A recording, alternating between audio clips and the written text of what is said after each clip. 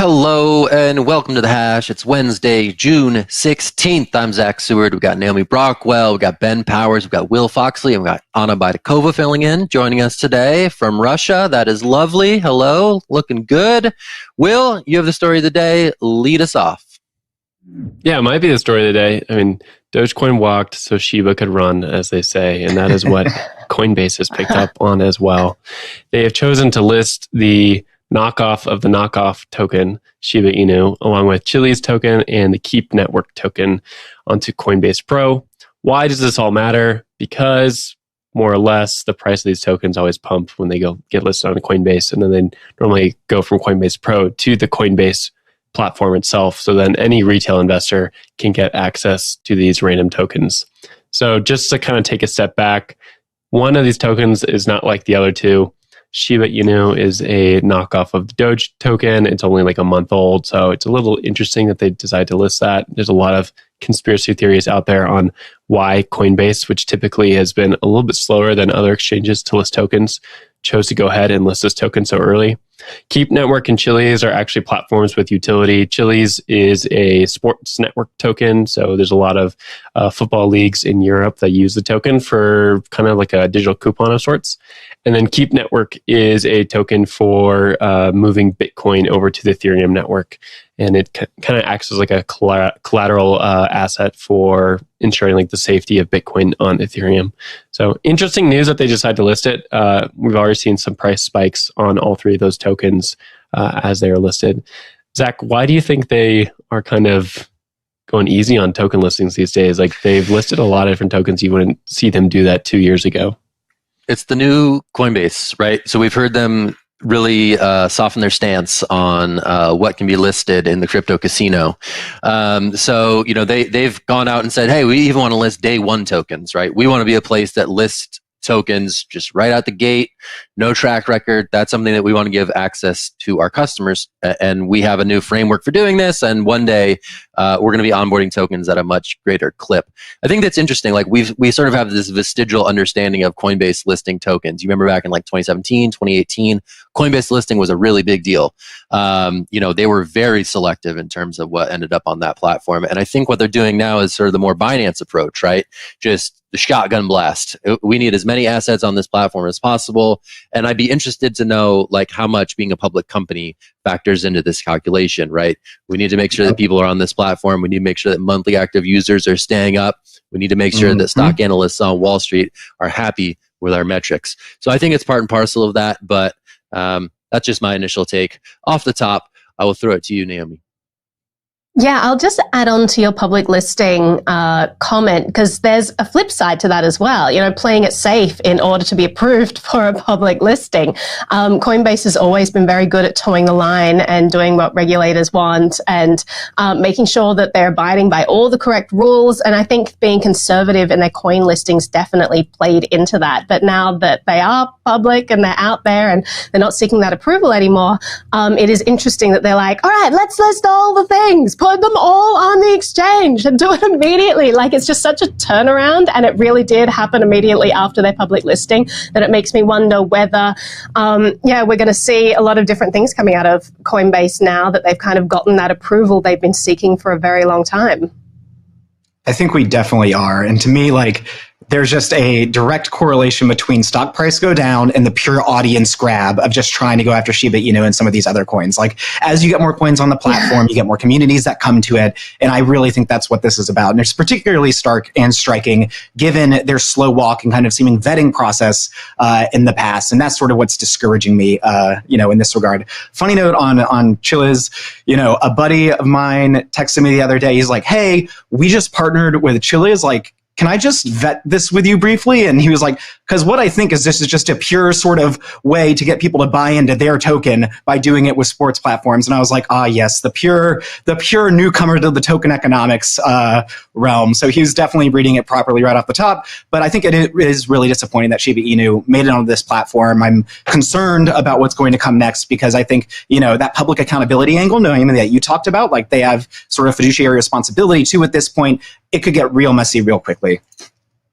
I mean, Yeah, I don't know. I mean, you got to give people the Okay. options that they want, right? I mean, they're also competing with, Binance Smart Chain, various decentralized exchanges, where all sorts of crazy stuff is out there. And I think it's sort of this, it's personal responsibility mandate of crypto, right? Do your own research on Shiba Inu before you ape into it. I know we tell people that, but do they do it? I know. No, they probably don't. They probably don't, and that's fine. I mean, that's just the nature of the market, and that's what that crypto exists for better and worse in that dynamic, right? And I think the Coinbase sort of embracing more tokens is certainly interesting. And it's not just it's not just random shit coins, right? So Polkadot was listed for the first time, I think, this week or last week. So it's interesting to see how quickly projects are getting on there. Will, I'll toss it to you. Sorry. Yeah, just real quick note. This conversation with Coinbase and listing different altcoins, as they're called, has been going on for quite a few years. And it's kind of, I think, to a degree, it's a long tail of having Blajy Srinivasan, who's a venture capitalist in San Francisco. He used to be on the board of Coinbase, and he was a big proponent of adding just as many different currencies to Coinbase as possible. And that was at a time that Coinbase was only listing a few select assets. And now 2 or so years after he's left that position, you see that they're aggressively adding tokens. And so it's interesting to see kind of the legacy of his thoughts kind of coming into actuality a few years later. But I'll leave the conversation there. It's like a flood, like the final dam is broken. The flow of all the coin is streaming into all the exchanges. Even the Coinbase is not standing strong anymore. Oh, totally right. If only we had our gatekeepers. The world of gatekeepers and just a few media outlets, 3 channels, Walter Cronkite. Man, bring me back, baby. Bring me back. A16Z. Take it away. Your story is next. Okay, so more and more Bitcoins are getting locked on Ethereum in a form of wrapped Bitcoin, which is what happens when you use a certain smart contract and lock your Bitcoin in that smart contract. And in exchange, you get Ethereum-based tokens that you can use in DeFi. So what a research firm, Arcane Research, it's also a fund, they figured out that the number of Bitcoins on Ethereum blockchain now is about 189,000 Bitcoins, which is just about 1% of Bitcoin's circulating supply, which is now around 18 million coins. That number increased 4 times over the past year, which might mean that crypto traders are saving their profits as Bitcoin is going down. They are trying to save it by taking DeFi bets. And, this is a really interesting thing happening, I guess. Do you guys think that the market as we see it now, like the Bitcoin dominance and the general, picture of what coins are more popular, what coins are dominating, can really change with DeFi getting so popular recently? Yeah, I'll jump in there.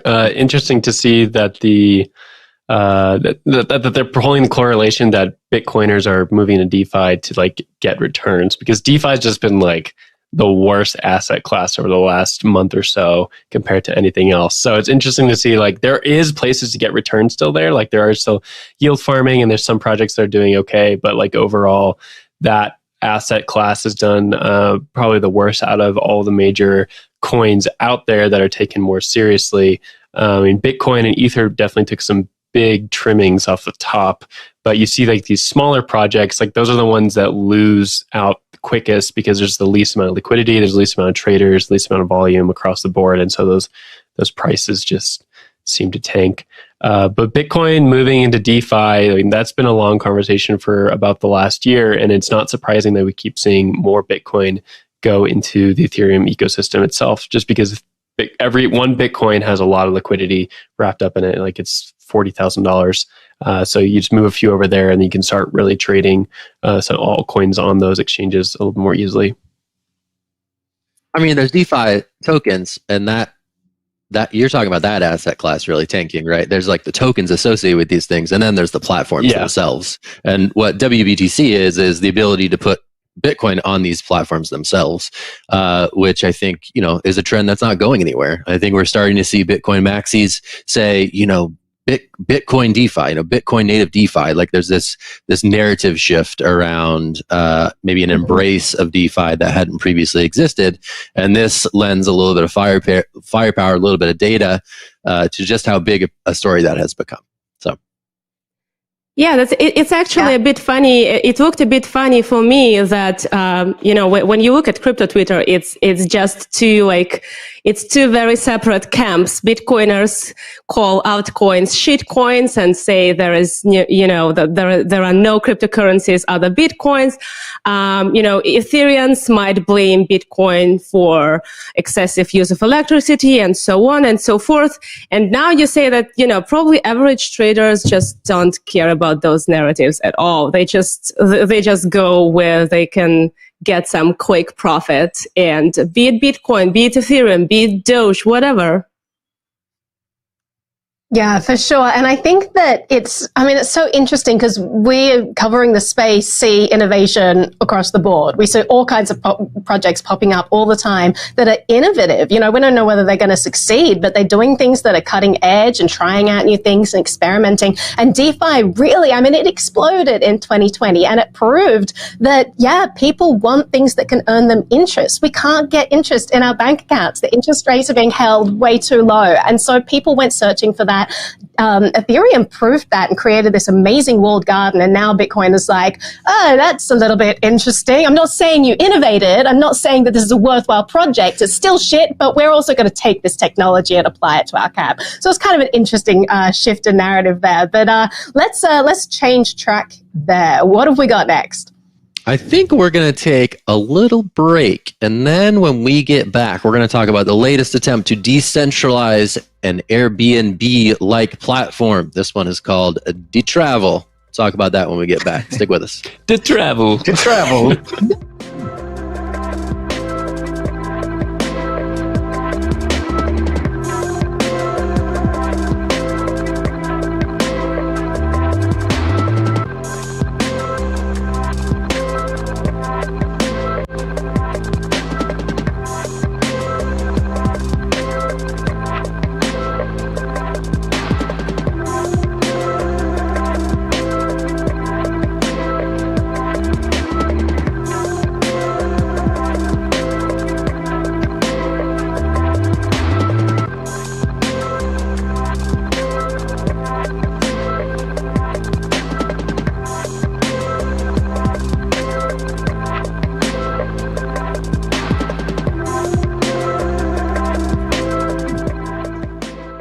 And welcome back to The Hash, where we talk about the latest and greatest in crypto news of the day. So, continuing our conversation from yesterday, looking at CBDCs in China and El Salvador adopting Bitcoin as legal tender, Panama, a representative there, has said that he's going to introduce a bill to make Bitcoin legal tender. This comes on the heels of Paraguay, congressman there, saying something similar in terms of trying to pass that through their house. So, this is a trend. Obviously, now at this point, we're seeing more and more countries talk about this. But what I think is interesting here is this is actually the opposition party, to be quite clear. This is not a majority party that's going to be offering this up. And there's still a lot of gray area that's going to come out of it. They're taking a month, it seems, to kind of talk to lawmakers, get public input on what this might look like.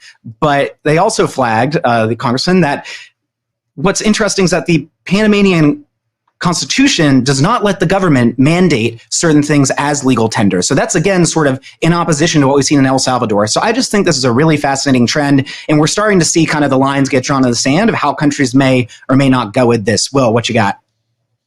Yeah, it's just been a crazy year for crypto Twitter, and now we're all becoming experts in South American and Central American political Not law. I. So we're all experts at this. We're all experts now.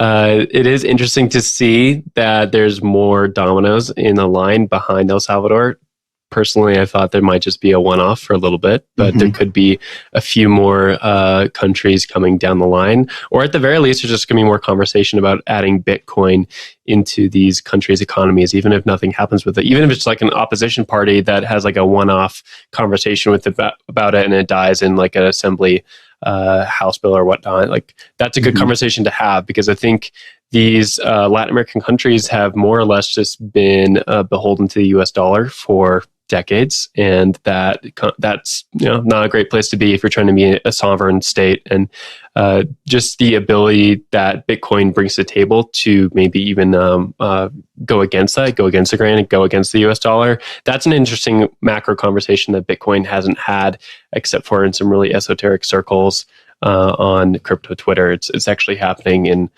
major news outlets across the world and in these Senate and Assembly hearings. So interesting just to kind of zoom out and see that. Naomi? Yeah, so I mean, it's interesting that once again you have a country that adopted US dollars back in 1904, and you have the separation of money and state, and they're the ones who are deciding to adopt Bitcoin. Because Panama doesn't have a central bank, they don't have all the perks of printing money, and they're beholden to the US. Like Will, you said that it's hard for a sovereign if they're trying to be a sovereign country to do that. I mean, I would say that's a different point than the one I would emphasize, which is that for a long time, the US dollar has been a great way for them to, run their economy. It's been a lot better than a lot of currencies across the world. But what we're seeing recently, people are wondering whether that is about to end because of all of the money printing that is going on that's completely unprecedented. So, it served them for a long time. They were happy to use it. They were probably grateful to use this. And now perhaps they're deciding that it's not serving them, and Bitcoin is a better store of value for the people there, which is super interesting because we will not see that from a government where they do have a central bank, because it's not in their best interest to allow people to go to an alternative. And just adding what you were saying, Ben, about the mandate, it is a very different situation to El Salvador. I'm really excited about the Panama situation because, as you said, the Constitution prohibits the government from mandating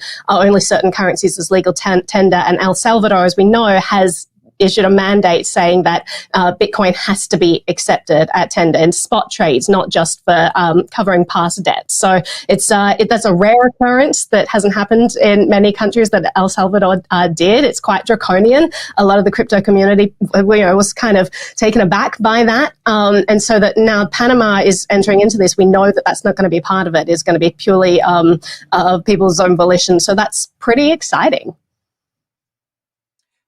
It feels like a continuation of a way to use Bitcoin to kind of call attention to maybe other issues as well. Like I said, this is the opposition party in Panama. This is not like the dominant party there. And so I'm curious about what the political platform that goes along with this and the political inclinations are going to be that goes with it, right? It could be pointing at the, relative weakening of the US dollar in some ways, or just the idea of like sovereign control bill like you were talking about. And so, I'm really fascinated to see Bitcoin be worked into these political conversations and used for political purposes in a way where it is inherently neutral, because to me, whenever you get politics, right, there's motivation, there's power. Nothing's like pure in the sense. And so that to me is going to be interesting to watch, is the way that this is going to be leveraged. And I think we do need to see more details come out before we get really excited about these things. Right now, these are just like announcements about proposals about a potential bill. And there's not sort of like there's not Jack Mallers talking about strike and how that might potentially be involved or something like that. There's not the infrastructure clarity maybe that we've seen start to come to light in some ways in El Salvador. So a lot to watch here. But Anna, what are your thoughts on this one? Yeah, I think politics can really muddy the waters here, and we don't see yet if this decision in El Salvador will have any real life implications. If people would really rush to stack Bitcoins to use them, or it will just end up as a populist twist, that will earn the president some points at the global scene, I would say, not maybe on the national scene, although I don't know about that. But if it really works, it's going to be a really big macroeconomic experiment to watch in the wild. No, absolutely. Okay, Zach, take us away. What you got? Let me see what I got. What am I talking about You got here? Fox, oh yeah, TV, I'm talking NFTs. about Rick and Morty. Tight. Okay, so I think last month we talked about this for the first time. Fox and its upfronts, which is when they talk to advertisers about all the great things they're going to put on air in the upcoming quarter. They disclosed that they were doing this blockchain-powered TV show that involved Rick and Morty creator Dan Harmon and a number of other kind of crazy details. So the details were light at the time. Yesterday, they announced the details. They reached out to CoinDesk and they said, hey, here's what's going on. And the thing that stood out to me was they're putting $100 million behind this effort to make an NFT studio and sort of blockchain-driven fan engagement with how these TV shows run on TV. So $100 million is not nothing. As a significant commitment to make this thing work. How it's all going to work out, still kind of crazy. It's going to live on Ethereum in some capacity, which I think is a notable detail that we were able to get out of them yesterday. I'm going to throw us to... Who am I going to throw us to? I'm going to throw us to Ben. So this is potentially one of the bigger sort of pop culture NFT mashups, and now we have $100 million price tag on this effort. What's your take here? Is this going to work? Is this going to fade into obscurity, or does this represent a really potentially important new model for fan engagement on TV? This is reminding me in some ways around kind of the sports branding that we saw around crypto in other ways. You know, like I just am wondering right now what the Dan Harmon, Rick and Morty crossover with like cryptocurrency people is. I think it's like quite big would be my suspicion.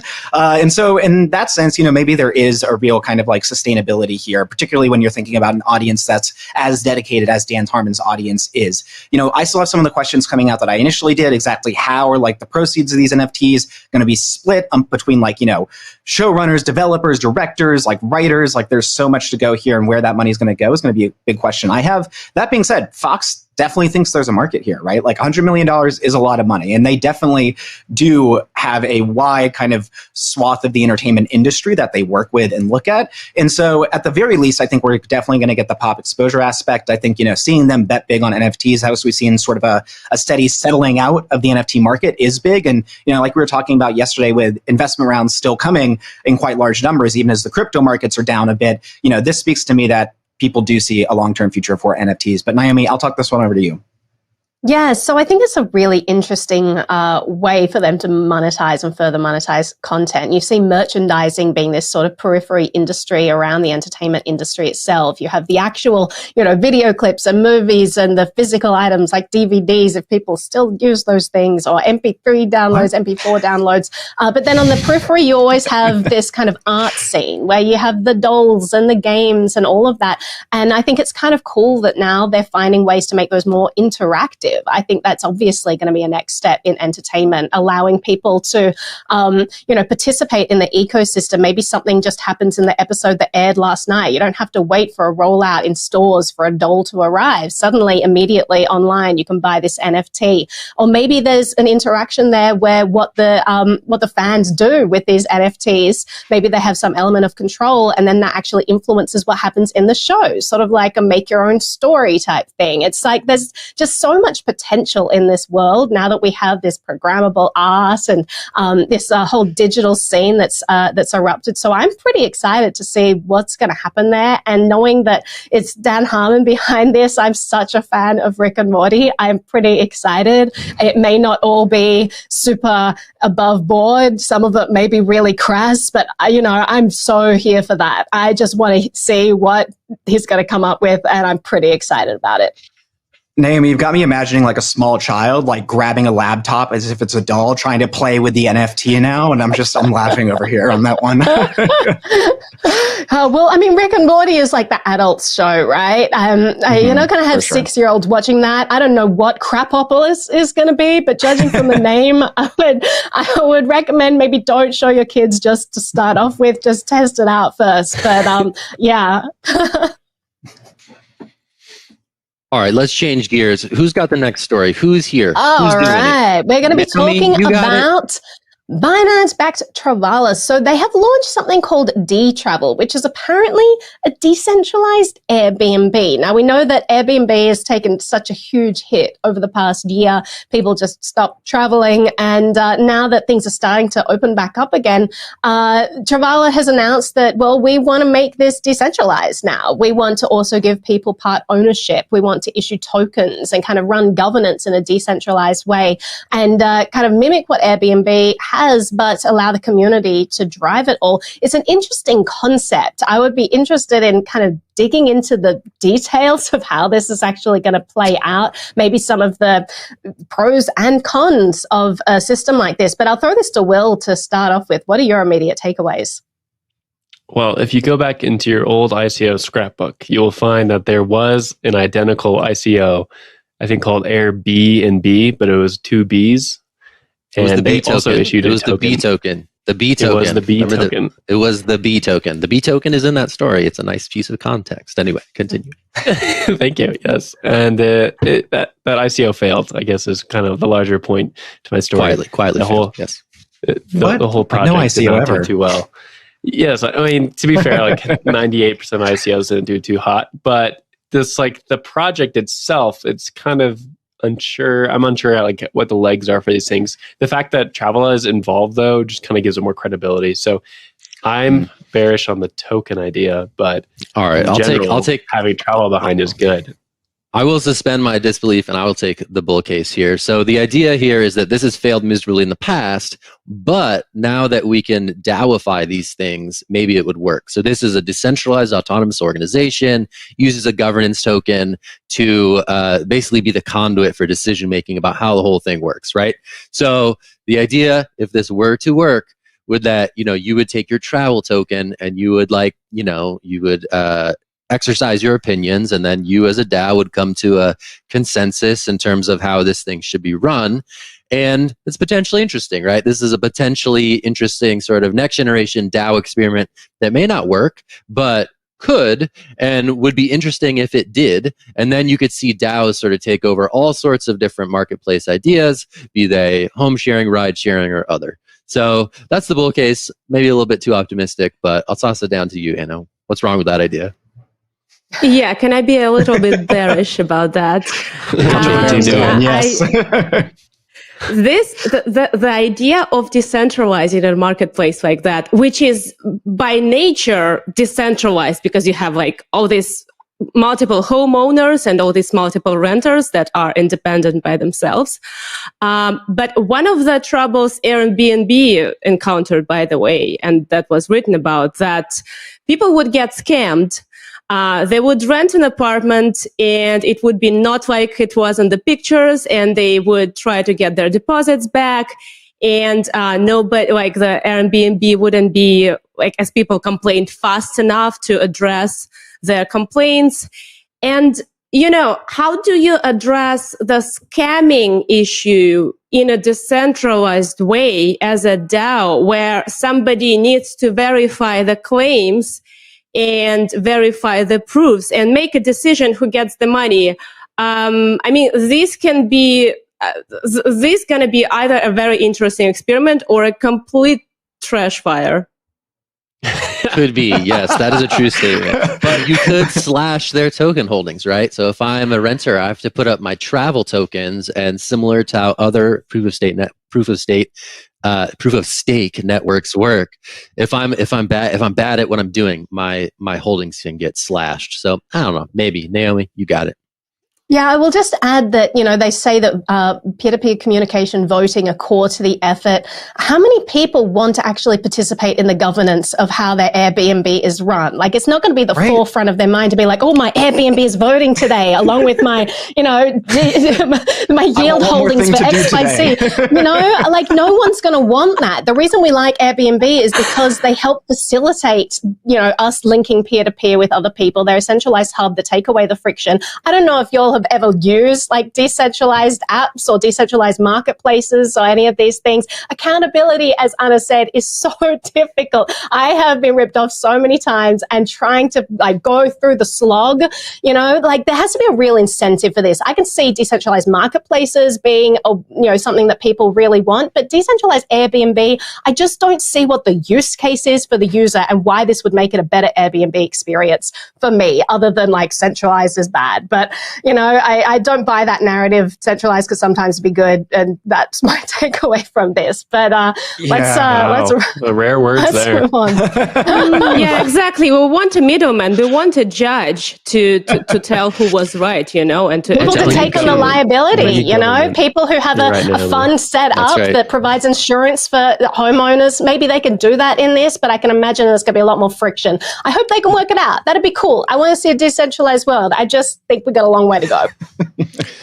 long centralization, long gatekeepers, long Cronkite. Long government. Let's do it. All right. Anyway, let's close it down, guys. Let's shut this thing down. We'll bring you the hash DAO one day. It'll be great. Until then, we're going to keep this right here on CoinDesk TV. So yeah, thanks for doing this. All About Bitcoin is on CoinDesk TV at 3 p.m. Eastern, as always. So tune into that. A lot of good stuff on CoinDesk today, so go check it out. Give it a read.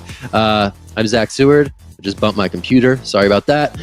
Will Foxley, Anna Baitakova, thanks for being with us today. Ben Powers, Naomi, as always, thank you so much. We will talk to you tomorrow, and have a great day. All right, guys. See ya. Bye. See ya. See ya. Bye.